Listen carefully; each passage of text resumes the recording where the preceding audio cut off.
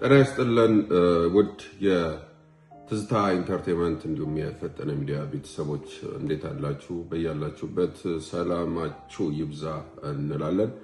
እንግዲህ በዚህ በትዝታ ኢንተርቴይንመንት የተለያዩ ዝግጅቶችን ወደ እናንተ እናደርሳለን።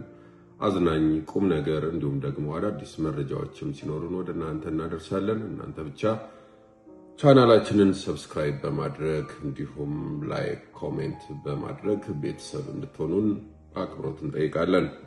እንግዲህ ዛሬ ወደ እናንተ ማድረስ የፈለኩት እንግዲህ አንድ ወዳጄ የላከልኝን መልእክት ነው። እንግዲህ የቤት ሰራተኞች አሁን እጅግ በጣም ሰራተኛ ማግኘት ችግር ሆኗል። በዛ ላይም ደግሞ የሚገኙትም ሿሿ እየሰሩን ተቸግረናል የሚል መልእክት ነው የላከልኝ። እንግዲህ ሿሿው እንዴት ነው የሚለውን እናያለን ማለት ነው። እንዲሁ ሰራተኛ ሆነው ይቀጠራሉ።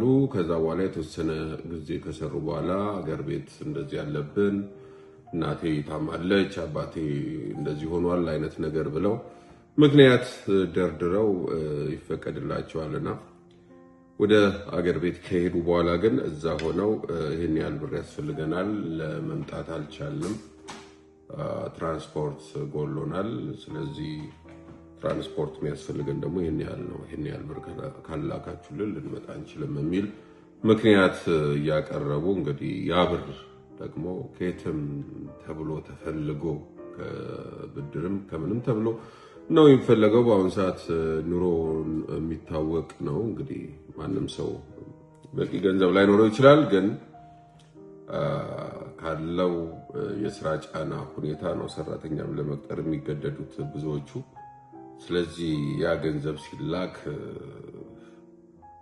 ገንዘቡን ከተቀበሉ በኋላ ስልካቸውን ያጠፋሉ፣ ማግኘትም አንችልም አካውንት ልከውልን ገንዘቡን ካስገባንላቸው በኋላ የሚል መልእክቶች ደርሰውኛል። እንግዲህ እጅግ በጣም አሳፋሪ ነገር ነው።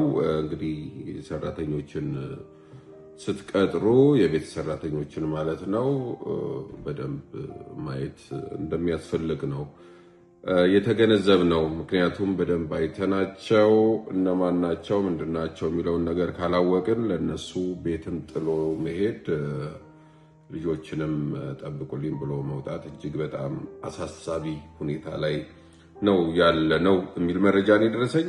እንግዲህ ሰራተኞች የቤት ሰራተኞች እጅግ በጣም ልጆችን ይዞ በመጥፋት በዛ ላይ ደግሞ አሁን አዲስ ያመጡት ነገር ደግሞ ሿሿ መስራት እንለዋለን። እንግዲህ የቤት ሰራተኞችም ሿሿ ጀምረዋልና ከዚህ እንድትጠነቀቁ የሚል መልእክት ነው ያለኝ። እንግዲህ በሌላ መረጃዎችም እንደዚሁ እንመጣለን፣ እንገናኛለን።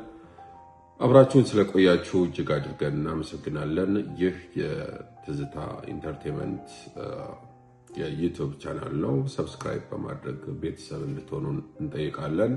የፈጠነ ሚዲያም ደግሞ እንደዛው በዜናዎች ወደ እናንተ እየደረሰ ይገኛል። ሰብስክራይብ በማድረግ ቤተሰብ እንድትሆኑን በአክብሮት እንጠይቃለን። ላይክ፣ ሼር አድርጉ ለሌሎችም እንዲደርስ አብረናችሁ እንድንቀጥል ሰብስክራይብ ማድረጋችሁን በድጋሚ እንዳትረሱ። በያላችሁበት ሰላማችሁ ይብዛ።